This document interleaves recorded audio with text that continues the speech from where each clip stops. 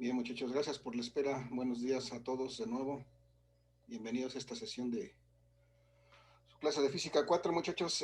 Lo primero que quiero preguntar es si hay alguna comentario o pregunta que quieran hacer acerca del trabajo que están haciendo o de cualquier cosa que quieran expresarnos. Podemos expresarlo en este momento, muchachos. Los escucho o les escuchamos.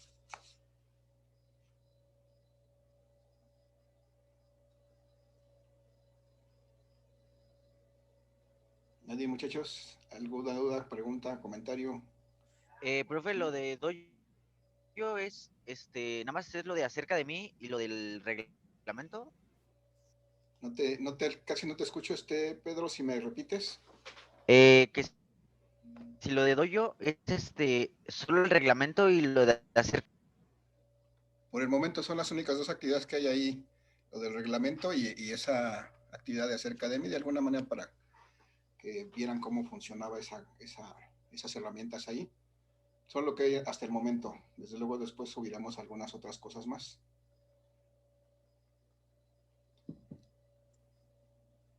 Ok, profe, gracias. ¿Cómo se accede ahí al dojo? Ahí tienen un link, espero, no me acuerdo si sigue vigente, si no sigue vigente, mándame un mensaje para reactivar otro, porque parece que solamente iba a estar vigente por 48 horas para conectarse, y eso lo hice el domingo, supongo que está vigente, hay que ver. Hay una publicación en Classroom donde está una imagen, y ahí viene el proceso para conectarse y la clave del grupo. ¿Vale? Busquen la Ok, publicación, profe. Gracias. busquen la publicación del domingo por la noche. Lo publiqué. ¿Algo más, muchachos, que quieran comentar? ¿No? Vale, entonces vamos a pasar a revisar Ayer empezamos a revisar un poco de la teoría de magnetismo, que es el tema que nos ocupa en esta primera parte del curso. Hoy vamos a continuar con esos temas de magnetismo. Voy a regresar a la presentación que revisamos el día de ayer, porque nos quedó pendiente una parte al final de esos temas. Vamos a completarla el día de hoy. Entonces, si no tienen otra cosa que decir, bueno, vamos a regresar a nuestra presentación del día de ayer. Muchachos, les recuerdo que en el momento que quieran participar o tengan alguna observación, pregunta, activan su micrófono y nos lo hacen saber, por favor. Entonces, el día de ayer revisábamos esta parte de el tema que estamos tratando en este curso. Vimos el concepto del magnetismo, la conformación de los imanes y las formas que pueden tener, los tipos que puede haber de acuerdo a su naturaleza, si son naturales, si son hechos naturalmente, son fabricados, y si son fabricados, qué tanto tiempo duran sus efectos. Y además vimos esta parte del campo magnético, que era ese espacio que rodea los cuerpos magnetizados, en este caso estamos hablando específicamente de imanes, en donde se manifiestan estos efectos magnéticos. Y veíamos que ese campo magnético lo representábamos por medio de estas líneas, que se llaman líneas de fuerza, o líneas de campo magnético, o líneas de inducción magnética. Vimos también que podíamos magnetizar un cuerpo si procedíamos de cierta forma, frotándolo tal vez, poniéndolo en contacto con un imán o acercándole lo suficiente a un imán. Son formas en las que podemos magnetizar algún otro material. Y vimos también que cuando enfrentamos polos del mismo signo, lo que tenemos entre imanes es una repulsión, y cuando enfrentamos polos de diferentes signos, lo que tenemos es una atracción. Eso fue, de ahí derivamos que esto es la ley fundamental de los polos, es importante recordarla. Y nos quedamos aquí, finalmente ya no pudimos revisar esta lámina, vamos a revisarla un poquito, porque nos habla precisamente de las teorías del magnetismo, de las teorías que tratan de explicar este fenómeno. Muchacho, ¿alguien se acuerda de qué es una teoría? ¿Alguien me puede comentar? Puede ser uno, no necesitan ser todos. ¿Qué es una teoría?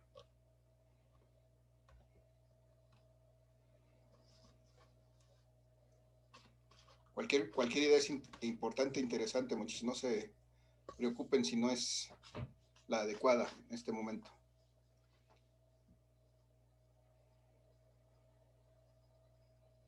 ¿Nadie quiere participar, muchachos? Podría ser, o sea, algo planteado que probablemente pueda pasar o no pueda pasar. Así es, sí.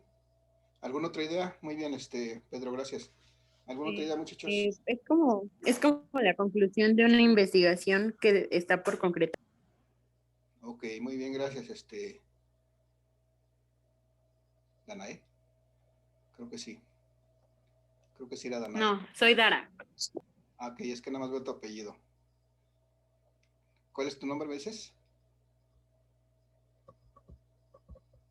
Ya no escuché. Bien, efectivamente, como dicen los compañeros, proceso de investigación que todo no se ha concluido, algo que puede ser, ciertamente. Bueno, estas teorías están en una fase en la que pues todavía no se han convertido en leyes, que sería la última fase, en donde se asegura su repetibilidad y su aplicación universal. Entonces, como tal, entonces son teorías, son ideas que efectivamente tratan de explicar fenómenos, aunque no son totalmente comprobadas hasta este momento. Si se recuerdan, en muchos puntos de la vida hemos oído hablar de leyes y de teorías. La más conocida de las teorías que por ahí de pronto salen cuando hablamos de una teoría es la teoría de la relatividad. Entonces, pero también hemos oído hablar de las leyes de Newton, hemos oído hablar de las leyes de Kirchhoff, hemos oído hablar de las leyes de Ohm. Todas esas leyes son cosas que ya han sido perfectamente probadas y han sido perfectamente, son repetibles y han llegado al estado en que se puede asegurar que lo que dicen va a pasar. Entonces las teorías pues son una forma de expresar, de tratar de explicar ciertos fenómenos, pero que aún todavía no están completamente probadas, pero que son útiles pues para explicar esos fenómenos. En este caso, estas teorías del magnetismo pues hay varias, tenemos aquí solamente marcadas tres: la teoría de Weber, la teoría de los dominios, la teoría moderna. Existe por ahí otro par de teorías, la teoría de Ampère y alguna otra que no me acuerdo ahorita, y todas ellas pues tratan de explicar el porqué de este fenómeno del magnetismo, por qué se sucede, por qué se da, debido a qué se produce, pero ninguna pues tiene las respuestas a todos los efectos que conocemos del magnetismo. Y por el contrario, todas se complementan, es decir, todas pueden explicar parte de este fenómeno, y entonces por eso pues existen varias, no una sola para explicar este fenómeno del magnetismo. Entonces vamos a interpretar rápidamente lo que nos dice, por ejemplo, la teoría de Weber. Weber experimentó y vio que al dividir sucesivamente un imán, es decir, se tenía un imán y lo partía, lo que pensaríamos en primera instancia es cuando yo parto un polo norte y un polo sur, lo separo, pues voy a tener de un lado un polo norte y del otro lado un polo sur. Pero él observó con sus investigaciones que cuando partía ese imán, pues lo que tenía era dos imanes que nuevamente tenían un polo norte y un polo sur. Y si volvía a partirlos, sucedía lo mismo, de tal suerte que cada vez que partía un imán, se generaba un nuevo imán con sus dos polos, y de esto, entonces esto llega a la conclusión de que la teoría de Weber, que no existen los polos aislados, es decir, siempre que un imán sea partido, o sea, dividido, va a aparecer un nuevo imán con sus dos polos norte y sur. Esto de alguna manera pues explica una parte de este fenómeno. Otra parte le explica la teoría de los dominios. Esta teoría de los dominios dice que todo material está formado desde luego, por materia, y dentro de esa materia existen imanes elementales, imanes microscópicos muy pequeñitos, que están confinados en espacios que se llaman dominios. Y esos pequeños imanes se orientan cuando se magnetiza el material. Es decir, que normalmente están en diferentes posiciones, en posiciones aleatorias, que hacen que el material no genere estos efectos magnéticos, pero cuando se magnetiza, cuando de alguna manera ya sea por el frotamiento, ya sea acercándole un imán o poniendo en contacto con un imán, forzamos a que esos dominios, esos imanes elementales ubicados dentro del material se alineen, entonces ese material se magnetiza y genera fuerzas como fuerzas de origen magnético, ¿no? Genera un campo magnético a su alrededor. Entonces, eso de alguna manera trata de explicar el porqué de la magnetización y por qué un material puede magnetizarse. Y finalmente, la teoría moderna también nos habla de que cuando estamos hablando a nivel de electrones, de partículas elementales de la materia, sabemos que también existe una teoría, porque todavía estamos en esos puntos, de que la materia está formada por átomos y que los átomos a su vez están formados por otras partículas subatómicas, una de las cuales es el electrón. Y estos electrones, de acuerdo a esas teorías, pues esos electrones giran alrededor de un núcleo, pero a la vez giran sobre su propio eje, como un sistema planetario, ¿no? Como si fueran un planeta, giran alrededor de su propio eje, pero además gira alrededor de su núcleo. Y entonces esos dos movimientos son lo que, de acuerdo con esto, perdón,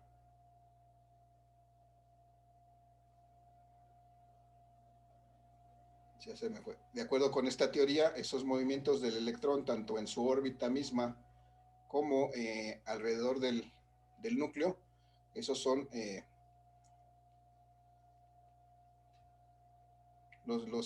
los comportamientos que generan el fenómeno eléctrico, y el fenómeno eléctrico está íntimamente ligado con el fenómeno magnético. Entonces, por esa razón, esta teoría moderna nos dice que este magnetismo puede ser el resultado de ese movimiento de los electrones alrededor de su propio eje y además alrededor del núcleo donde se está moviendo. Muchachos, preguntas, dudas hasta aquí, comentarios. No, profesor. Todo bien, profe. Bien, gracias. Bien, entonces del lado derecho tenemos una lámina que nos representa este magnetismo terrestre o geomagnetismo. Decíamos que nuestro planeta, por su conformación, pues de alguna manera se comporta como un gran imán. Y desde luego sabemos que tiene un eje geográfico que divide el planeta y en cuyos extremos se encuentran los polos geográficos, el polo norte y el polo sur geográficos. Pero además, como el planeta se comporta como un imán, pues interactúa con los cuerpos magnetizados, con los cuerpos magnéticos que están en la Tierra. Y entonces aquí podemos identificar dos cosas que son interesantes. Si nosotros pudiéramos viajar a lo largo de un meridiano, sabemos que un meridiano es una línea imaginaria que va de polo norte a polo sur, que si pudiéramos recorrerla y en cada punto pudiéramos ir colocando un imán que tiene un cierto movimiento, veríamos que hay una cierta inclinación de ese imán con respecto a los polos magnéticos, bueno, los polos geográficos norte y sur. Y entonces ese ángulo que se observa es un ángulo que se denomina un ángulo de declinación terrestre, es denominado por esta letra alfa. Y aquí en esta imagen de la izquierda está un poquito más claro. Creo que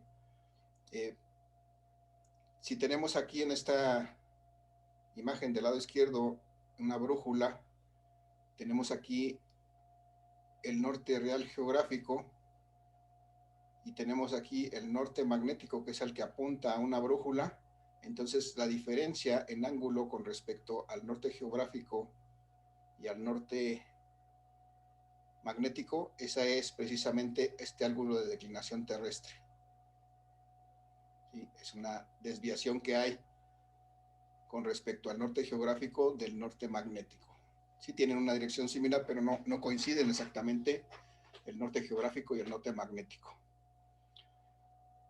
Y entonces también podemos identificar cuando nosotros podemos movernos desde el Ecuador, por ejemplo, esta línea imaginante que separa la Tierra en dos partes hasta uno de los polos, pues vamos a ver que si pudiéramos suspender en cada punto desde el ecuador hasta el polo norte, por ejemplo, pudiéramos suspender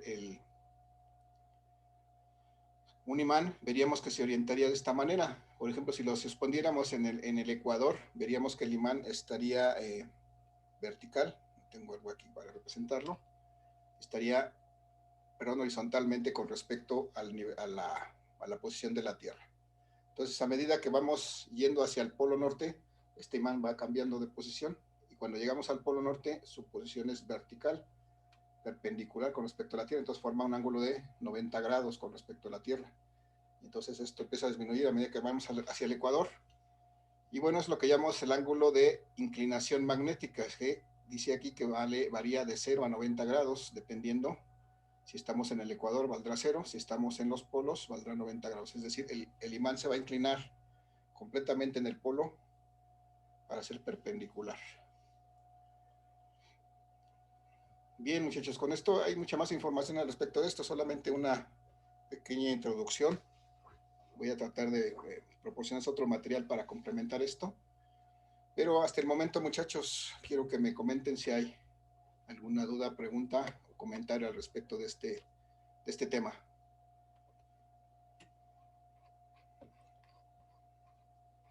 Muchachos, no los escucho. No, profe. Bien, gracias, Pedro. ¿Alguien más? ¿Nadie más? Acuérdense que el que calla otorga. No, profe. No, ninguna duda. Vale, gracias. Voy entonces a dejar de compartir esto. Vamos a continuar con otros temas relacionados. Un poquito más de teoría, ya poquita, ya después vamos a entrar a la parte. Permítanme cerrar esto porque si no me va a dar de una vez.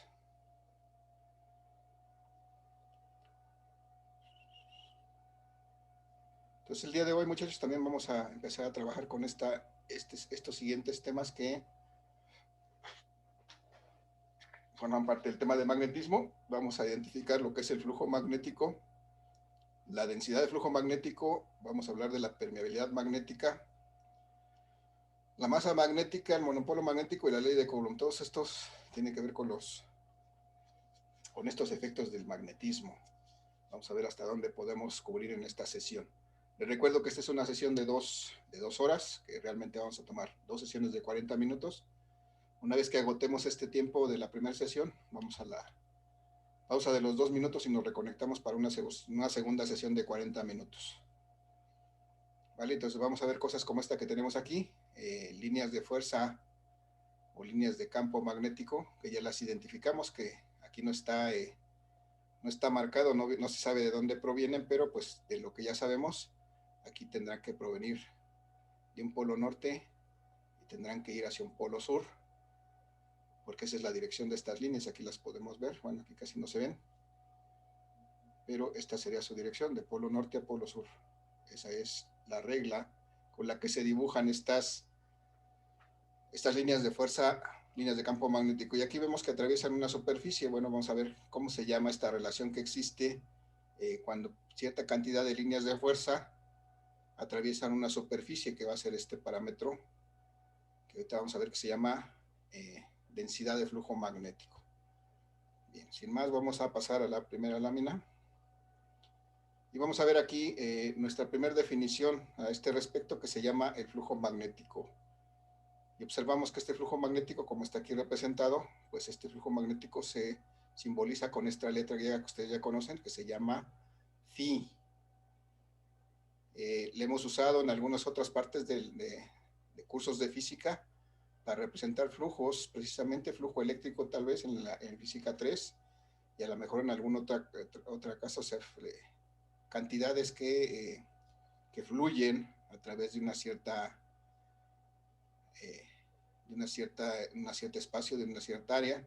Entonces el flujo magnético también se representa con esta letra Phi, y precisamente es el número de líneas de fuerza que salen de un polo norte y entran a un polo sur. Eso es así de simple su definición: número de líneas de fuerza que salen de un polo norte y entran a un polo sur. Estas líneas de fuerza pues se pueden medir en dos sistemas de unidades. Por ejemplo, podemos medirlas en sistema CGS. Y el nombre que recibe en el sistema CGS son, estas unidades son Maxwell, las unidades de este flujo magnético es Maxwell. Y este Maxwell equivale a una línea de fuerza. Esto, si yo tomara solamente esto es una línea de fuerza. Bueno, ese es un número 1, una línea de fuerza, o también es un Maxwell, que normalmente vamos a simbolizar simplemente así, como Max, ¿no? Un Maxwell. Ese es un Maxwell. Y entonces, eso es en el sistema CGS, en el sistema centímetro gramo segundo. Las unidades de este flujo magnético son Maxwell, o líneas de fuerza. En el sistema internacional, que es el que vamos a utilizar más continuamente, estas unidades del flujo magnético se llaman Weber, que vamos a simbolizar normalmente como W y B, Weber. Y estos Webers, pues son tantos como 10 a la 8 líneas de fuerza, es decir, un Weber son 100 millones de líneas de fuerza, cuando aquí haya pasando de un polo norte a un polo sur 100 millones de líneas de fuerza, entonces tendremos un Weber de flujo magnético. Entonces, muchachos, en ese entendido, quiero que me digan, muchachos, este primer imán que está aquí, que voy a palomear ahorita, ¿cuál será el valor de su flujo magnético? ¿A qué será igual su flujo magnético, por ejemplo, en el sistema CGS? ¿A qué será igual? Si me ayudan por ahí, díganme, por favor.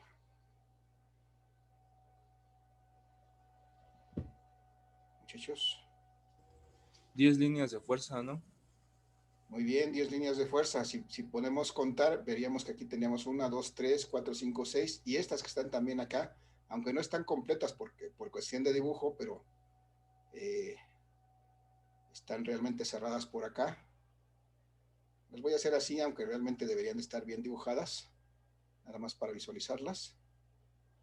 Esta cierra aquí y esta también debería cerrar acá, porque recuerden que las líneas son trayectorias cerradas, y entonces si contáramos todas esas, tenemos 5 arriba, 5 abajo, entonces efectivamente son 10 líneas de fuerza, o Maxwell's.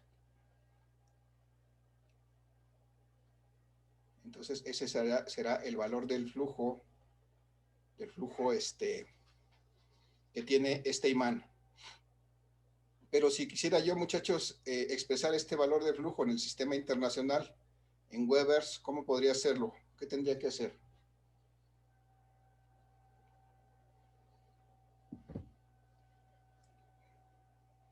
Muchachos de su curso de Física 1 vieron conversión de unidades. ¿Qué tengo que hacer para cambiar esas 10 líneas de fuerza en Maxwell y expresarlas en Weber?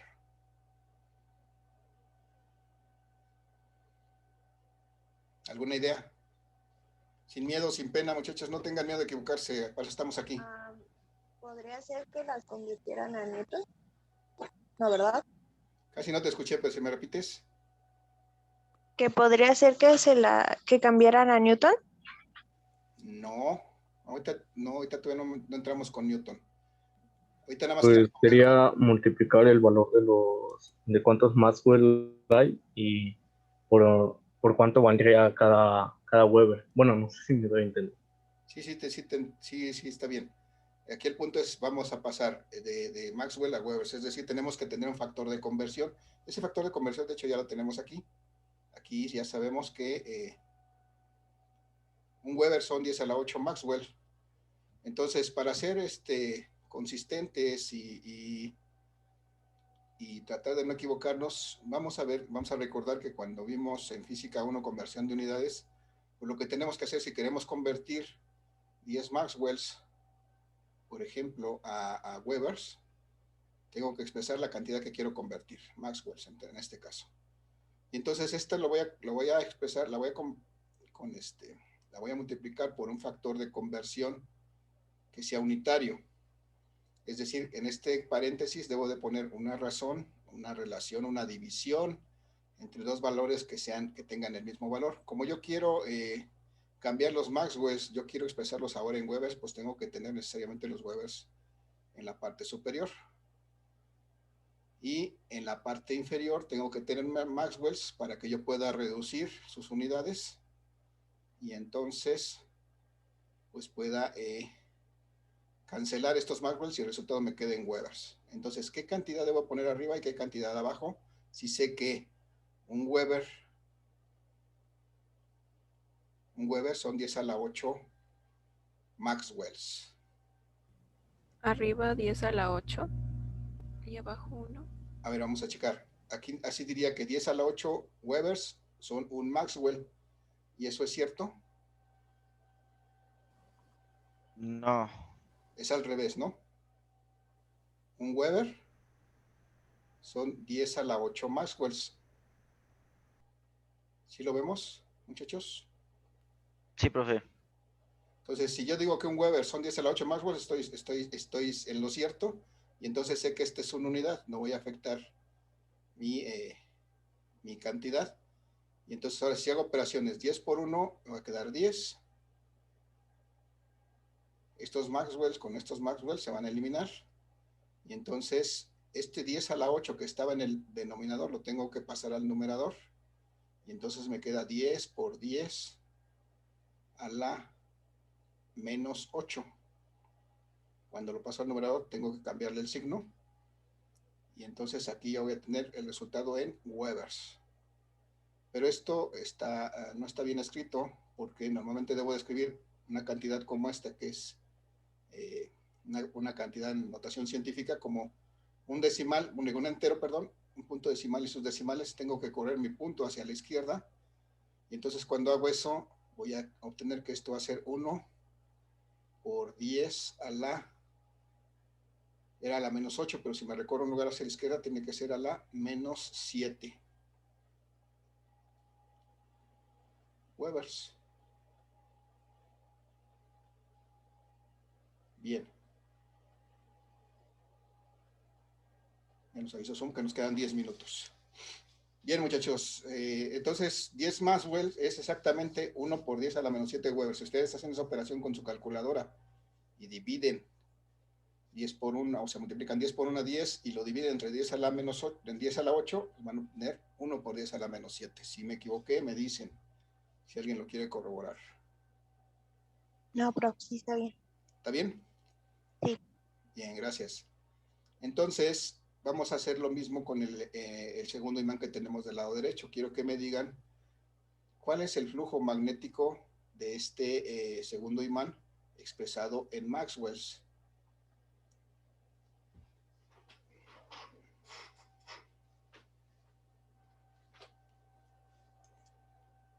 ¿Alguna idea?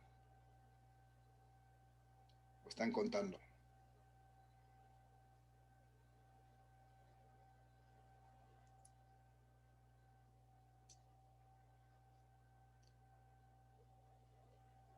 ¿Cuánto vale, muchachos, el flujo magnético de este segundo imán en Maxwells? Serían 16. Creo que tenemos más. A ver, cuéntenle bien. Vamos a agarrar un lado y vamos a contar todo lo que salga de un lado, o vamos a agarrar el otro y vamos a contar todo lo que entre del otro. Por dibujo aquí parece que están cortadas, pero realmente estas líneas están unidas y llegan del polo norte al polo sur. Entonces tenemos que tomar todo lo que esté de un lado, ya sea en el polo norte o en el polo sur, y eso es la cantidad que está representada como flujo en este imán. Son 29. Casi le daba. Son 30 realmente. Ah, A lo mejor por ahí alguna se te fue, pero está bien. Gracias, Guerrero. sí. Gracias, Guerrero. Entonces, son 30 líneas de fuerza las que hay ahí. Entonces, este flujo, pues son exactamente 30 Maxwells o 30 líneas de fuerza. Lo puedo expresar igual. 30 Maxwells. Y entonces, nuevamente, si quiero expresar esos 30 Maxwells en Webers, ¿qué tengo que hacer? Pues exactamente lo mismo. 30 Maxwells. Para convertirlos a Weber, pues voy a multiplicar por el factor de conversión, que es como quiero Webers. Voy a poner aquí arriba un Weber. Y abajo voy a poner 10 a la 8 Maxwells. Y entonces, pues ya a la hora de que yo opero, pues esto me va a dar exactamente 30 por 10 a la menos 8.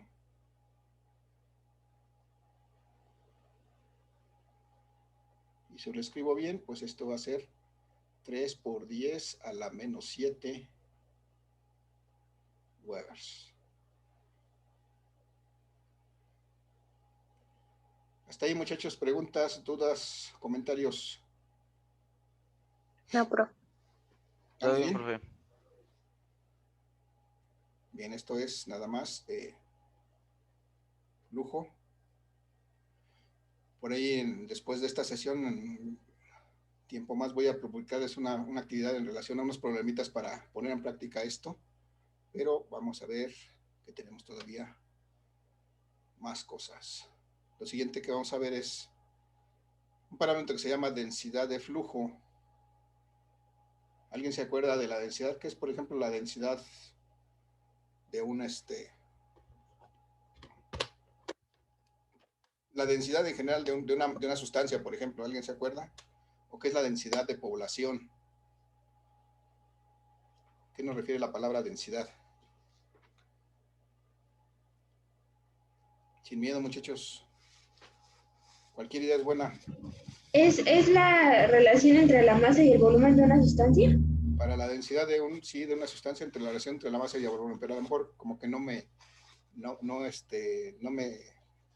aquí no me representa mucho. Pero vamos a hablar, por ejemplo, de la densidad de población, muchachos. ¿Qué decimos cuando es una población muy densa?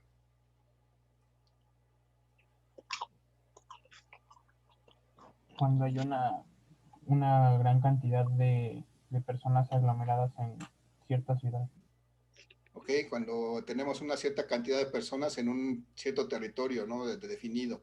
Entonces, esa relación entre la cantidad de personas entre ese territorio en donde pueden ellos habitar, pues nos da, es qué tan denso está poblado. Por ejemplo, si dividimos la cantidad de personas que viven en Iztapalapa con su territorio, pues vamos a poder determinar qué tan densa es la población en Iztapalapa. Y si hacemos lo mismo, por ejemplo, en Milpalta, por ejemplo, que también es una delegación muy grande, pero que tiene mucha menos gente, ¿dónde tendríamos la mayor densidad?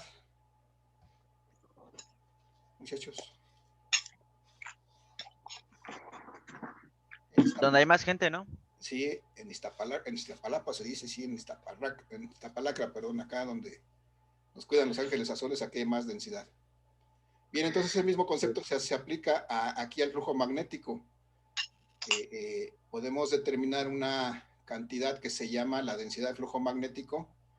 Simplemente, bueno, esa la vamos a representar con esta letra B y la vamos a estar utilizando muy continuamente en lo sucesivo, toda esta primera parte del curso. Esta letra B representa la densidad de flujo magnético y resulta simplemente de dividir el número de líneas de fuerza magnética que atraviesan, aquí dice perpendicularmente un área. Entonces, si hacemos esa relación del número de líneas de fuerza que están en un área, podemos obtener la densidad de flujo magnético. Tenemos aquí, por ejemplo, estas imágenes, la de la imagen del lado derecho. Veo que aquí hay líneas de fuerza que están atravesando esta área circular, este círculo verde. Todo este es el área, toda esta área es la que están atravesando esas líneas. Si yo saco la relación de todas las líneas que atraviesan entre esta área, pues entonces puedo obtener la densidad de flujo ¿cómo se llama?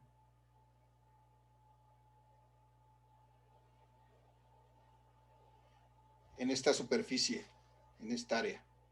En la imagen de la izquierda, aquí la compañera no puede entrar. Perdón, en la imagen de la izquierda tengo otra vez una cierta cantidad de líneas de fuerza magnética que están atravesando esta área. Y esta área, si es perpendicular esta sección, esta área con respecto a las líneas de fuerza, pues podemos determinar la densidad de flujo, así es la cantidad de líneas de fuerza que atraviesan un área. Perdón, un minuto.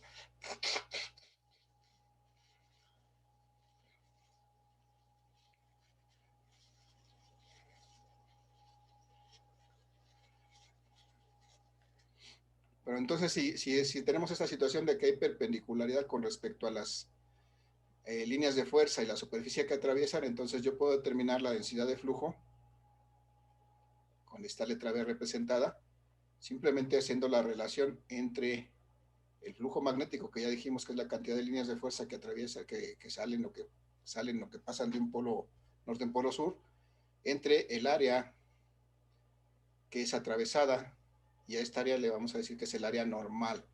El área normal quiere decir que es un área perpendicular a estas líneas, un área que forma 90 grados con respecto a estas líneas. Entonces, si yo hago esa relación, entonces puedo obtener la densidad de flujo que tiene una cierta área, es decir, la cantidad de líneas de fuerza que atraviesan esa área. Muchachos, ¿en qué medimos el flujo, por ejemplo, en el sistema CGS? ¿En qué se mide? Lo acabamos de ver. Las unidades del flujo en el sistema CGS. En Max, ¿no? Creo. En Maxwell, sí. ¿Y el área, en qué lo medimos en el sistema CGS? El área. El sistema CGS es el sistema centímetro gramo segundo. ¿En qué medimos el área? En centímetros. El área, centímetros cuadrados. Acuérdate que el área es el producto de dos dimensiones, dos longitudes. Centímetros cuadrados. Ok. Se nos va a acabar esta sesión, muchachos. Vamos a continuar. Vamos a la pausa de los 2 minutos, como en el fútbol americano.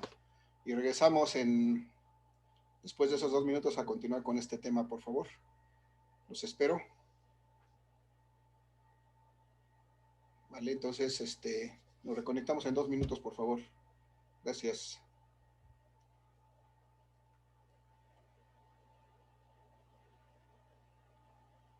Ahora no se quiere acabar.